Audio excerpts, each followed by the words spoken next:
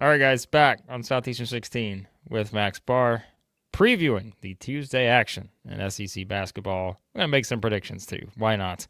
Really, Max, Tuesday slate, as we said before, not the biggest in terms of, maybe in terms of point spreads. We've got a lot of big point spreads on this one, but really only, I think, two matchups that are sort of the ones that will push particular resumes forward for SEC teams, and that is North Carolina playing Florida.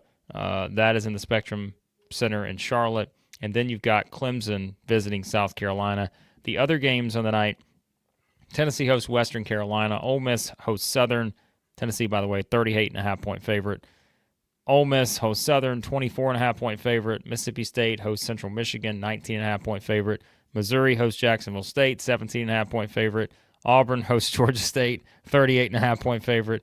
LSU hosts Stetson, 24.5-point favorite. So, I will tell you up front, Max, and you and I probably agree on this, a lot of the discussion will probably be surrounding two games in particular, Florida, North Carolina, Clemson, South Carolina.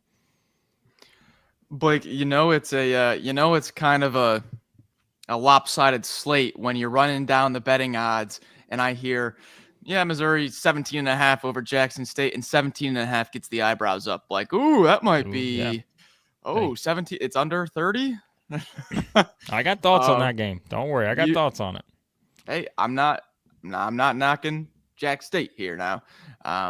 But just about 10 minutes ago, I could walk to the Spectrum Center from my apartment.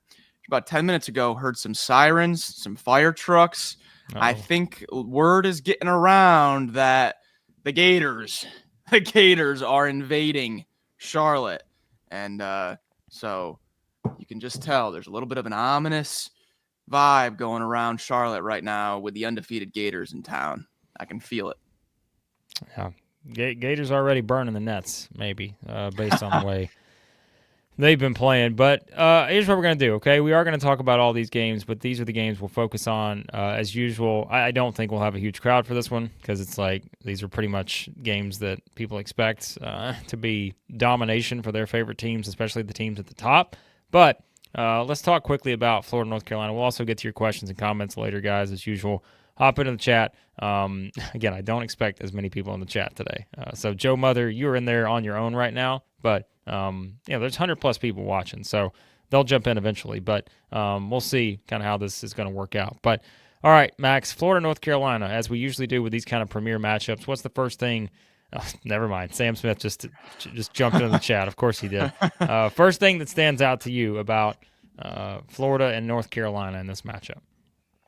Okay, so let's start out. We've got Florida minus 3.5. Quick gambling data, VSiN data, 68% of bets, 73% of handle on Florida. So slight public. Anything under 80%, I don't really put too much weight into. So nothing there. Looks like we got a straightforward spread here. UNC's had the woes this year. I mean, the results that they've had have not even looked as bad. I mean, Kansas, they were down 20 at one point. Dayton, they were down 21. Auburn, they were down 20. Michigan State, they were down 14.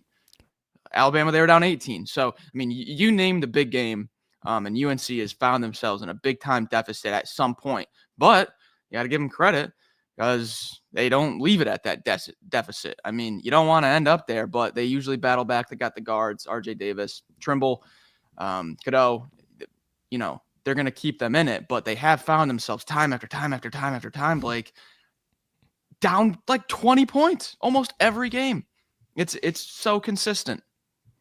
You were on that. Like, what is the Alabama game where we mentioned the North Carolina just keeps getting down by double digits, and then of course they wind up losing that game by 15.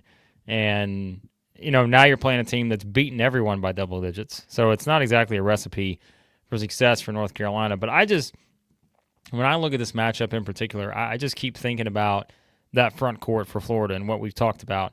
Everybody's going to mention the guards because you said, I mean, the guards for Florida are as good as it gets right now, based on what that trio is doing, and Walter Clayton, Elijah Martin, and Will Richard. But I keep thinking about that front court rotation, and we even talked with our guy Evan Mia yesterday about Chinyelu is someone who defensively is really standing out. But, of course, Alex Condon has been fantastic to this point. And you just keep kind of going through the rotation with these guys in particular. And I think that could be the thing to me, knowing that this is a North Carolina team that, really overall, Max, and I feel like we may have talked about this in the Alabama game, but, not a ton of size for North Carolina. And I think that's something that you kind of look at. And I'm kind of curious to see how Florida defensively is able to use some of that against this team, because again, I've been really impressed with what they've done in the front court, and knowing that you've got a 6'11" Condon, 6'10" Chinyelu, our guy Tommy Hack in there, 6'9". Even the guards we talked about are bigger for Florida. So I think that's something that I'm curious to see, just with the physicality and those kind of things in this matchup, how that plays out here.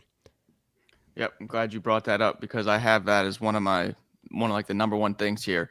UNC's defense last year finished 8th in the nation. Right now they've dropped down to 40th. And I think a lot of that has to do with Baycott and Harrison Ingram. Hello, Chris. Good morning.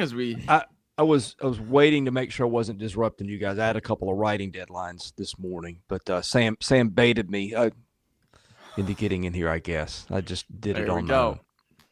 There we go. We're talking Gators. And we go. By the way, Max, Brian Edwards jumping in. There we go. Brian speaks your language, Max. So I'm gonna let you go right ahead with thoughts on, from a betting perspective too, what you think about Florida and North Carolina here, because I think this is great information as always from Brian, which you can check out on the channel, folks. If you haven't checked out Brian's show every Thursday afternoon, check it out. Yep. So Brian, if you guys don't know by now, you guys gotta watch the SEC betting show with Edwards and Greason. You'll get a lot of Florida content there. I don't know how much of it will be positive after this football season. That just put Brian. Come on, Brian's turning the corner now with Billy Napier. Yes. I know it. I know he is. Okay, so it's coming around. Come on. But yeah, we got Brian on the Gators. UF has won all 10 of its games by margin of at least 13 points and is 3-0 against the spread as a single-digit favorite, which is exactly what they find themselves in today. And I'm not going to lie, I like that price at just a calm 3. North Carolina relies very, very heavily on free throws for their offense. And, Blake, you were bringing up Alex Condon. One thing that Alex Condon has not been given credit for this year is the progression he's made defensively. Last year, he was fouling, committed over 5 fouls per 40 minutes, way down this year with an uptick in minutes. Condon has been fantastic at defending without fouling. That was one of the Achilles heels of this Florida defense last year, was just they would put people on the free throw line way too much. It's not happening this year. I think that's going to play into their favor today. Hey, Max, what were we just talking about, actually? Were we just talking about a spread, maybe a money line? Maybe some numbers, some betting? Was that just mentioned on this particular show? I believe so. Well, it's a good thing that if you're like, man, I'm so jazzed up after hearing all this money line spread talk. It's getting you hot and heavy, excited over there.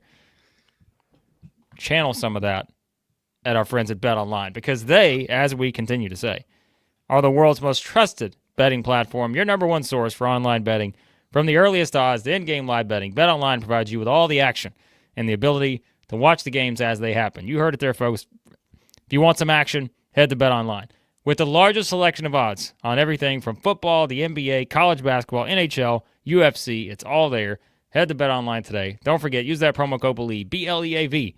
That helps the channel if you use that. B-L-E-A-V. That's right. That's how you spell it. B-L-E-A-V, folks. Your welcome bonus on your first deposit if you use that. BetOnline. The game starts here. All right. Chris, there is someone you're fairly familiar with that's had back-to-back starts for the Tar Heels. That would be the likes of a Van Allen Lubin starting to get his feet wet and starting to take control of that Tar Heel front court. I'm going to be interested to see how Lubin does against the likes of Chinyelu and Condon after Evan Mia was hyping him up yesterday during our video. Yeah, he's a solid player. I think to me the guards, R.J. Davis and Elliot Cadeau. Davis was a first-team preseason All-American. Those are guys that, when they're going really well, can carry them. Neither of them has shot it very efficiently. Frankly, for I haven't seen both teams. I like Florida's guards better. But I've got a question for you guys. The spot here for UNC, 38-39 in Ken Palm this morning, or not Ken Palm, the net this morning. I'm not going to say it's a must-win game for Carolina, but the ACC is way down.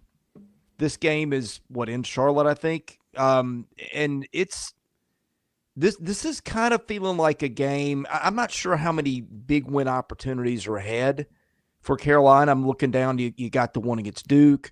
Pitt and Clemson would be good win opportunities, but the ACC schedule is not chock full of quad win opportunities like it would have been in the past. Like, how much does that matter here?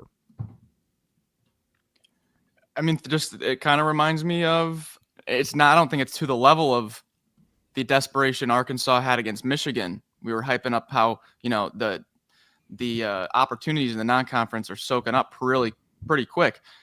I think you have a point, though. North Carolina needs this a lot more than Florida needs this. So that is an angle there. They're going to come out pretty desperate. It's true. Yeah, I mean, it's a big game for Florida just because, everybody keeps pointing out the schedule and all that. But I keep saying, I mean, what else do you want them to do? They're just they're beating everybody in front of them by double digits. What else are they supposed to do to this point? They're 10-0. They've just rolled through everybody. That's all they can ask for. I mean, so we can pick them apart all we want, but they're one of, 4 unbeaten teams left in the country, whatever it is. So, yeah, I mean, this is the best opponent they played this season, probably. Although Arizona State, I'm not going to knock them. I think that's still a good team. Again, I made my point yesterday about let's please stop, saying teams are bad once SEC teams beat them. No, I don't. Let's not go that route, because I think that's going to be a team that wins a lot of games this season. But yeah, for North Carolina, it's an important game. For Florida, it's an important game because we said, too, for Florida. I mean, we can't forget, this is one that, they'd love to win because their start to SEC play, we keep bringing it up. It is brutal. And I know the entire schedule is brutal. I'll bring up the stat in a little while that I put out yesterday on Twitter. But at Kentucky, home against Tennessee, at Arkansas, your first 3 games. That's a rough slate, I think, for the Gators, just in terms of what we expect from the league this season. So 5 unbeatens left, 18 win-loss teams. That's where we are. There you go. There you have it. All right, picks. I got the Gators. No suspense needed. I came into this and I was looking for every angle in the world to pick North Carolina just because I feel like it was obvious. It's too obvious, the Gators. They've been waiting to get that big game. They've been waiting. We've been waiting to just, come on, here we go. And then it's going to be let down. I couldn't find it. I couldn't find the angle. I'm going Gators. The SEC has dominated the ACC and the Big 12. Why not another one? Yeah, what was the stat yesterday? I don't remember. 42-6, I think.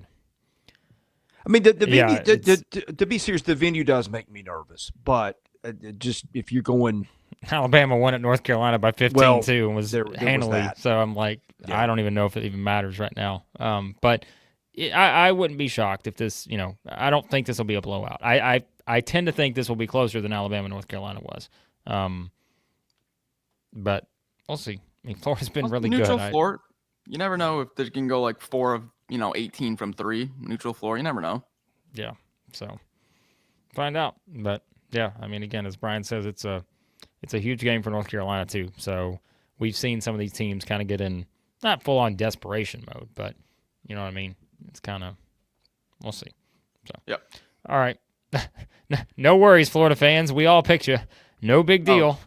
Southeastern 16 kiss of death, ready to strike potentially here. This is one of the first legit kiss of death instances here. Mm-hmm. Oh yeah, this is dangerous.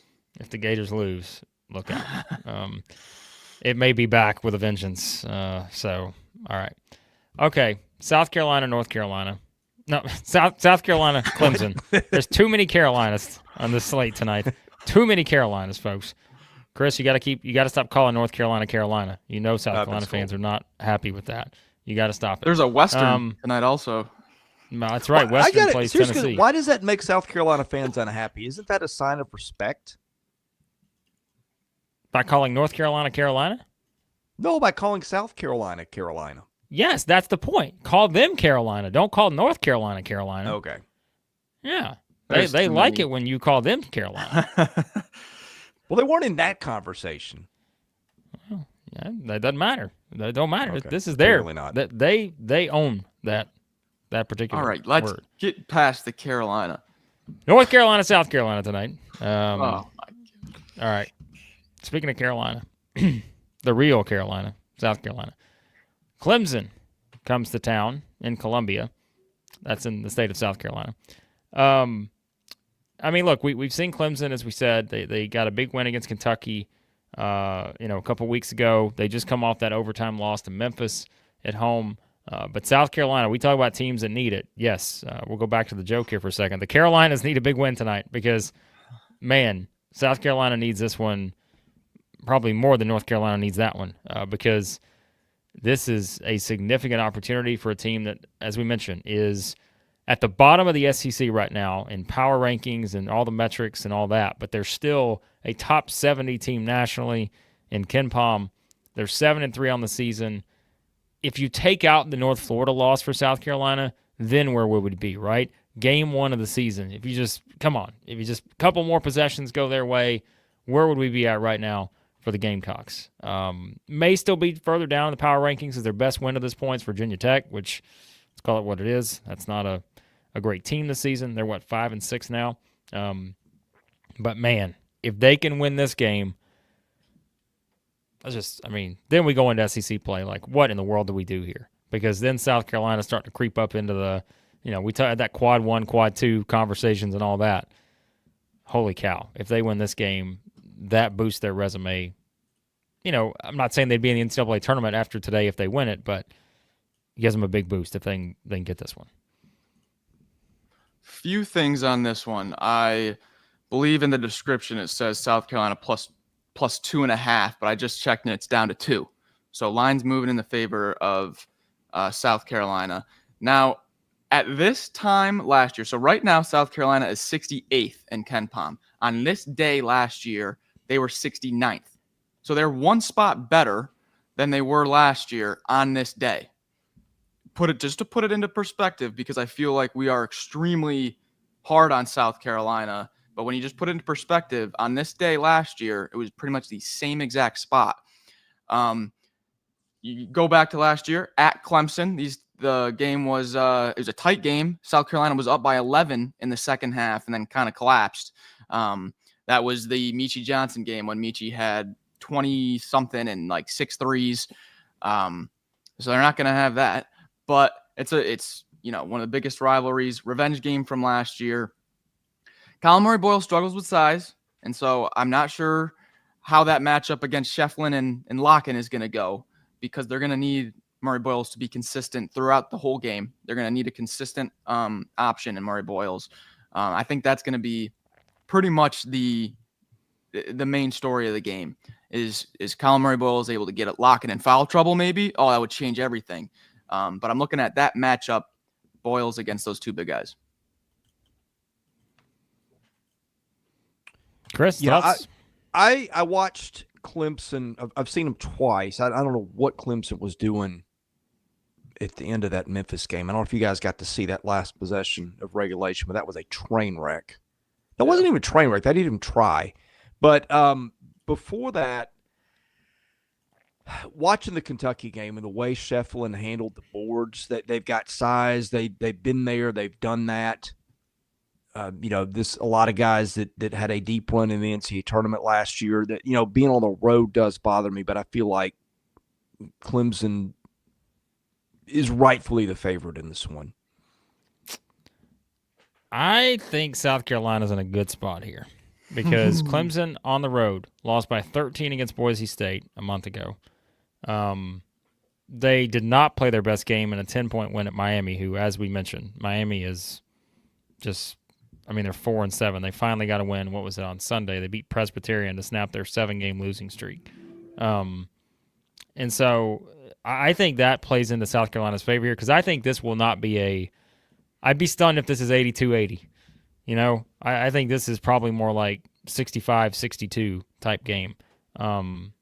because I think that's how South Carolina needs it to be. And both these teams are good on the defensive side. So I actually like this spot for South Carolina. I don't hate it at all because I think we talked about motivation and like what a game can mean for you. Father Lamont Paris and the Gamecocks have heard all the talk. The one team out there that's still lacking that key win in the SEC this season is South Carolina. They're the one waiting to get that one win. And I don't think that it's, a matter of them not being good enough to get it. They just, they struggled at Indiana, which no shame in that. They lost on a neutral court to Xavier. Not really much of a shame in that either. And again, it's game one of the season. Like if they played North Florida a week later, 2 weeks later, I think South Carolina wins that game, right? And it's kind of that thing where I don't think they're as bad as people think they are, but even the metrics tell us they're not that bad. Like they're pretty good. So, I mean, they're not a bad team. So I actually think South Carolina, I feel like this sets up nicely. I think Colin Murray-Boyles, this may be the legacy game here for him. I know that it's a more experienced team with Clemson, and we talked about that, with kind of Kentucky going on the road, playing an experienced team at home. But this is different. Clemson's playing South Carolina at home. I'm curious about the attendance for this one. Will the place be rocking? It's South Carolina Clemson, but are the students there? I don't even know. Like, someone tell me, Max. Are they going to be there? We don't know. So I'm not sure. Yeah, so I wonder if that's kind of a factor. But either way, even though a lot of students that go to South Carolina are local, they have a lot of kids right and around Columbia. Yeah, I'm picking the Gamecocks. Well, I know Colin Murray.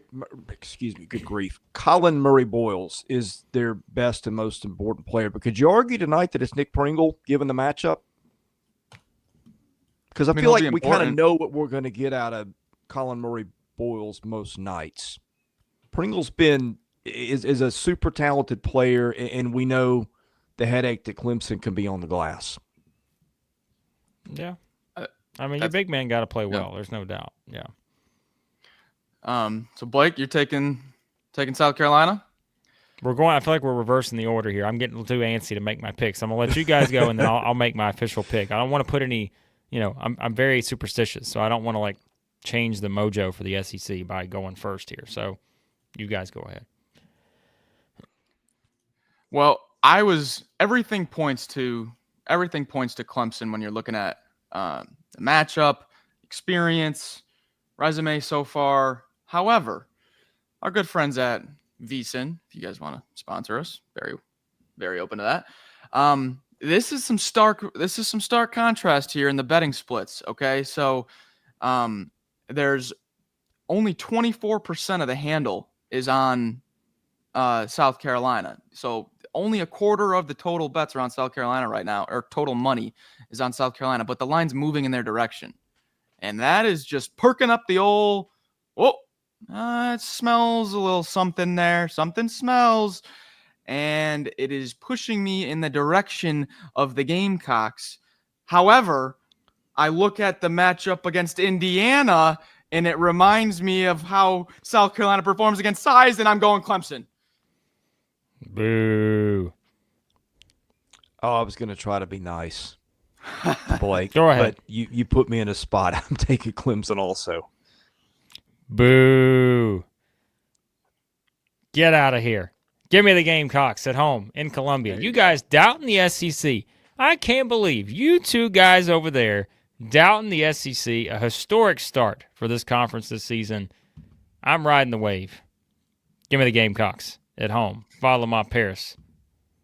We're going to be doing a little Photoshop tomorrow. Just the Gamecocks win Max. this one. All right. Listen, everybody plays a role here. Or I could pick Clemson. If you want the reverse kiss of death here. No, don't you do that. If South Carolina fans want that, I can give them that. But I'm picking South Carolina. It's going to be a good game nonetheless. It's going to be if you're in for the Texas A&M Mississippi State style basketball, playing a little football on the court, it's going to be a good one like that tonight. Well, hey, Nicholas points out here, we talked about the Southeastern 16 kiss of death. We did all screw Kentucky on that Clemson game, right? Because I think we all picked Kentucky. So if you look at it from that standpoint, maybe I should have picked Clemson to guarantee the South Carolina win. So Anyways. All right. What else? A few other games. Let's talk about the other games here. As I said earlier, what game has your eye, Max Barr, outside of this one? I'll go ahead and tell you up front. Missouri, Jacksonville State. I keep bringing it up. People think I'm just trying to put the anti-jinx on Missouri, but I don't know why. This one, there's a little something brewing with this one, I feel like. And I could be wrong here. Could be wrong, folks. You know, everybody's going to tell me I'm a Missouri hater, and if they tell me that, then they've not watched the channel the past 2 years. But I go back to Ray Harper. Like, he's a schematic, and you can look back and say, well, they've lost games the last couple of years and all that, but he's a pretty good game planning coach. And so I'm curious to see what he's got cooked up against Missouri tonight. I just don't know if they have the team that's going to be able to. They have what? Let's see, they're 6-4 on the season. 2 wins have come against non-Division I teams. They beat Georgia State, Here you go. They beat Georgia State, Coastal Carolina, East Carolina. Jacksonville State owns the Carolinas, which has been the theme on this show. Good thing they're not playing South or North. They're playing Missouri. But I don't know. This is just one where they really slow it down, which is not unusual for Ray Harper teams. They be a little methodical and all that. You guys know I'm trying. I'm trying to just make sure that we can guarantee the Missouri win here. But this is one that my interest is peaked a little bit on this matchup. Blake, when we were doing some work for Chris Dortch at Blue Ribbon, did you ever deal with Ray Harper at all? Because I did. No, but I knew him from covering the OVC for other places. Whenever they were, I feel like, from talking to him, they always had a lot of JUCOs, a lot of experience transfers from other places. It was going to be a tough-minded team. He's a very smart basketball mind, won a lot of games that he probably should not have won over the years. But and look, I'm not saying that they're going to go in and upset Missouri, but I know what you're getting at. It is kind of an interesting spot. Let's see, has Missouri played since the Kansas one? Okay, beat LIU. It's that time where the students aren't there. I guess they're coming off exams if anybody really goes to class anymore. I mean, you can make a case that it's a spot where a trap game might be a little bit strong, but I know what you're hinting at here.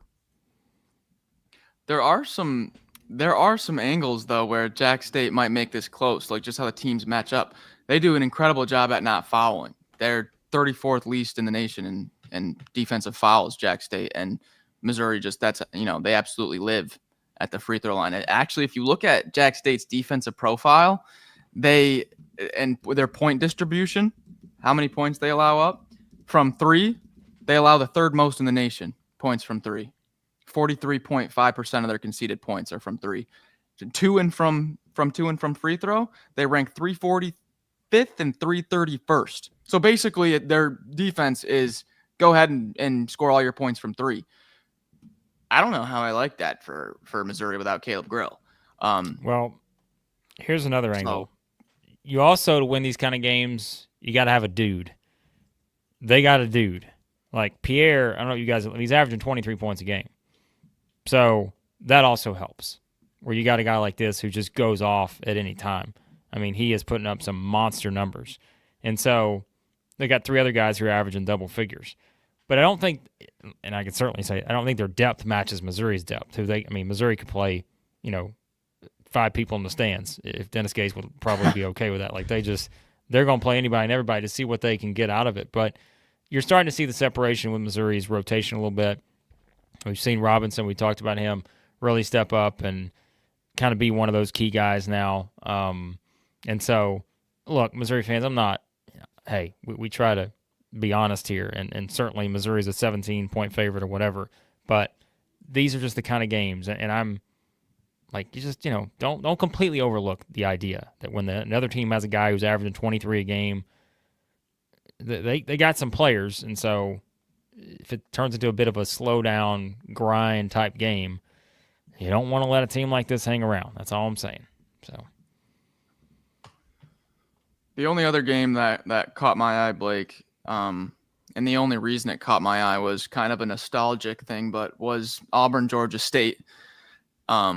Just because Georgia State had one of the most incredible buzzer beaters in March Madness in my entire childhood. So anytime I see Georgia State, I just think of Ron Hunter falling off the chair. Yeah, I always think of that. But this is not Ron Hunter's Georgia State Panthers.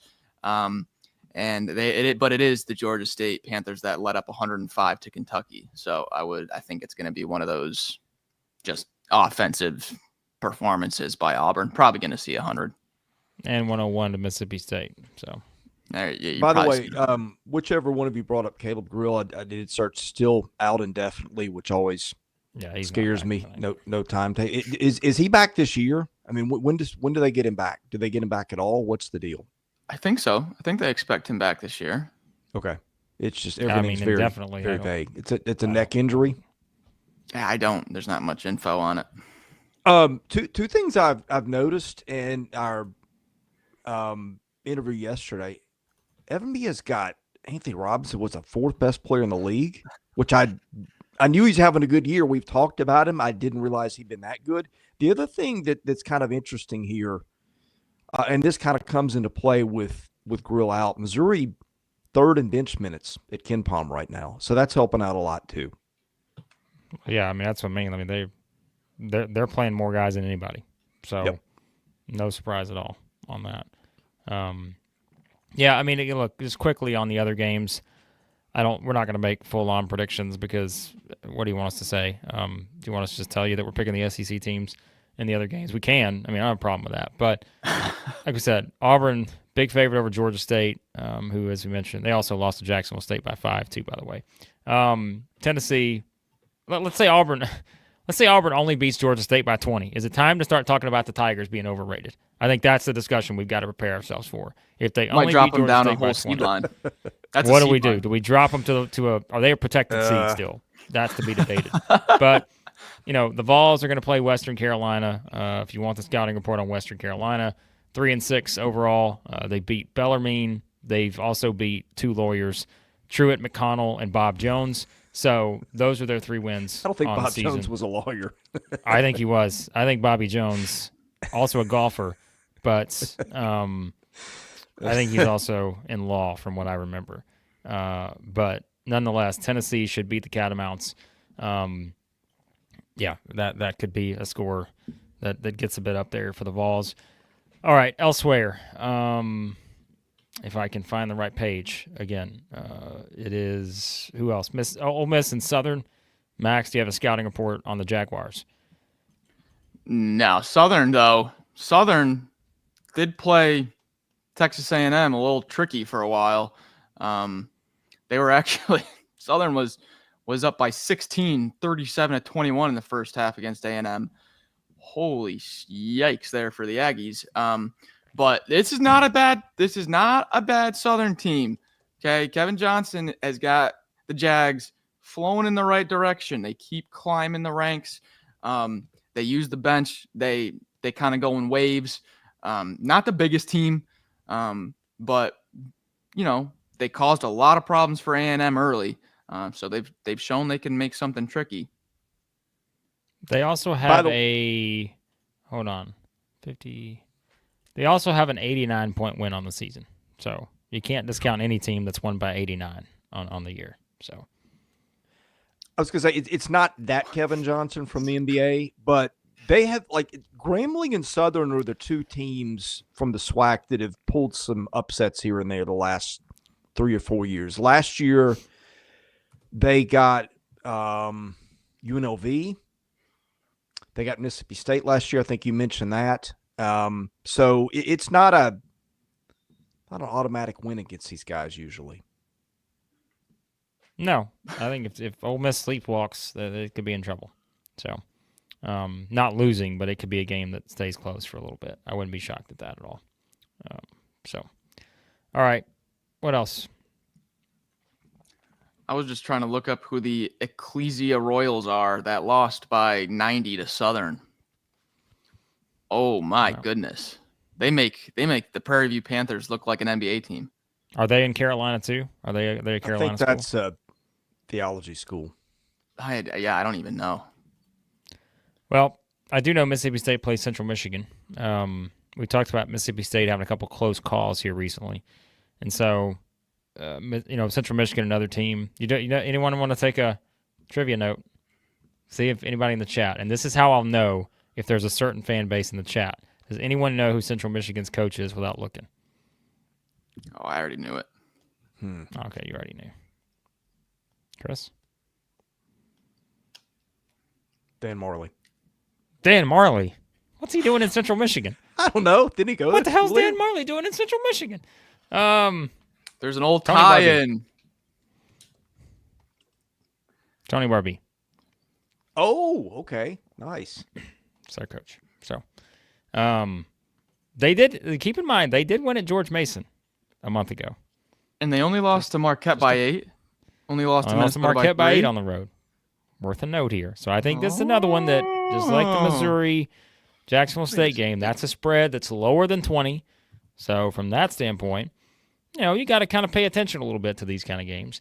So, and like I said, Mississippi State's had a couple close games here recently, but they're an 18-point favorite. They should win the game, but just something to keep an eye. Look, I'm like, got to keep this thing going, right?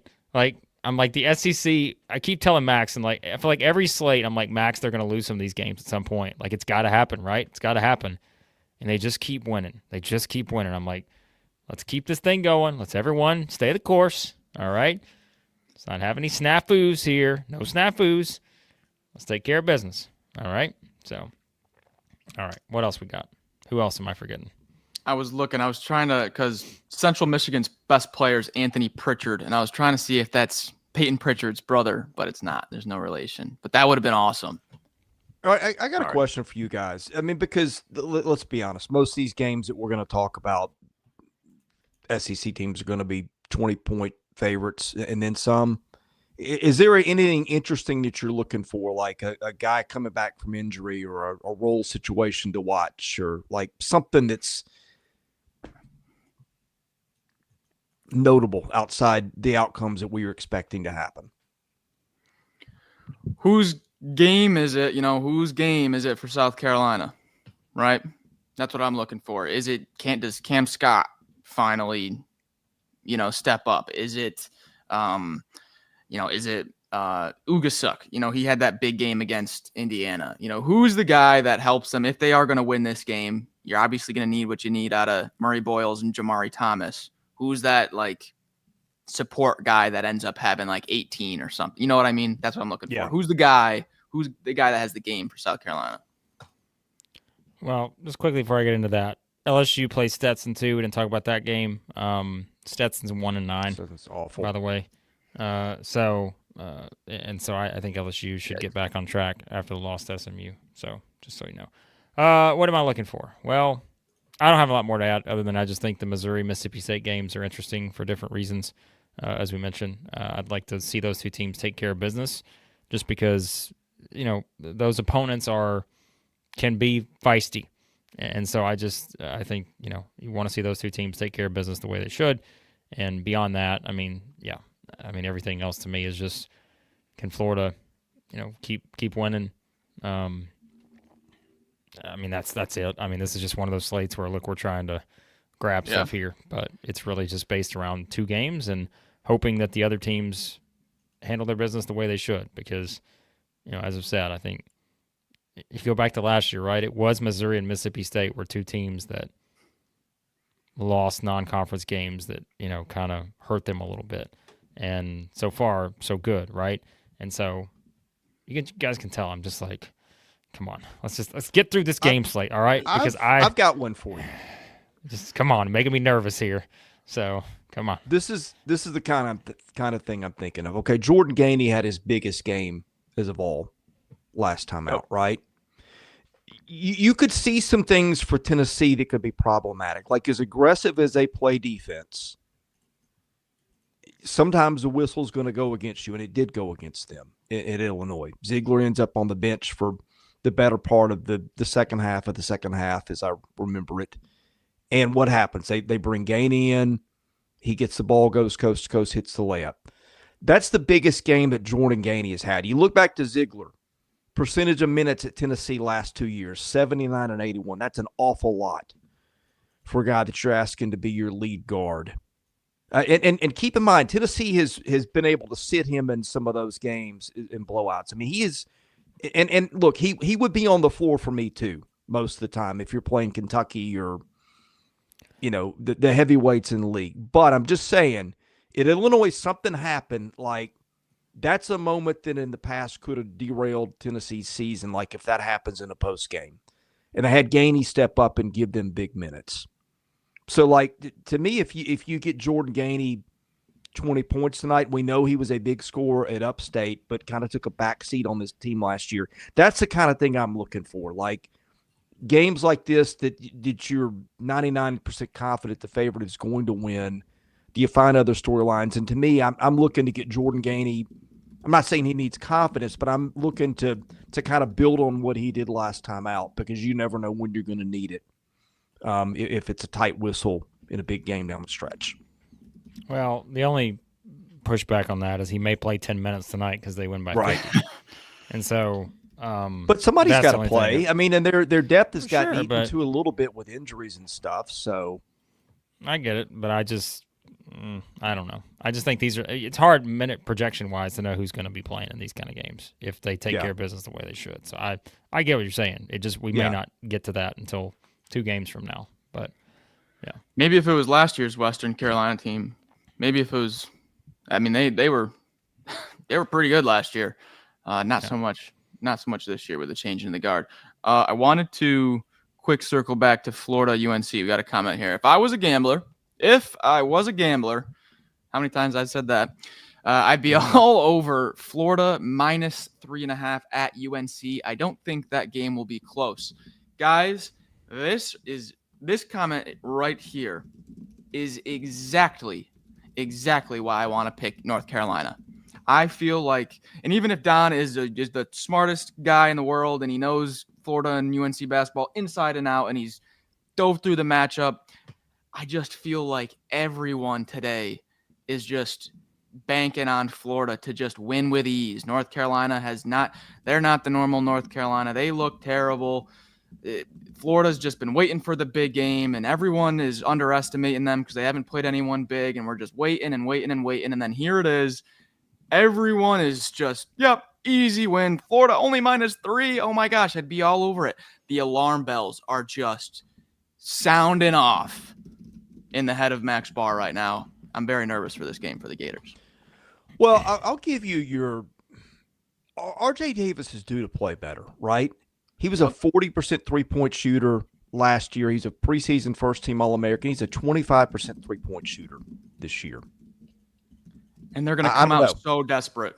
Right. That's where I would pump the brakes on just thinking this is going to be a Florida slaughter.